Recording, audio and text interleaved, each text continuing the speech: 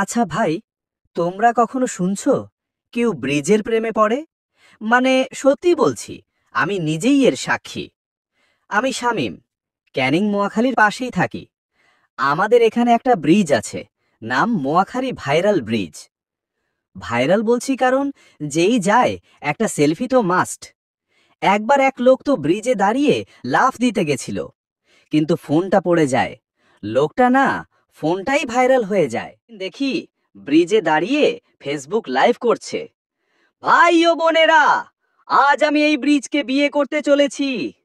আমি তো এক ঝটকায় ফোনটা বন্ধ করে বললাম, তুই পাগল নাকি? ব্রিজ বিয়ে করে কে? ও বলে, ভাই প্রেমে পড়েছি, এই ব্রিজ তো আমাকে কখনো ব্লক দেয়নি।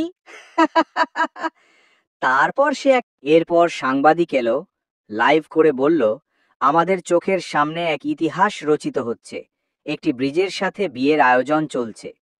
পাশে এক বৃদ্ধা বলল, আমরা তখন পদ্মা সেতু দেখতাম, এখন এই সব ব্রিজ। দর্শক হাসির শব্দ। শেষমেশ পুলিশ এলো। পুলিশ ভাই বললেন, তোমার বউ ব্রিজ তো সরকারি সম্পদ, তাই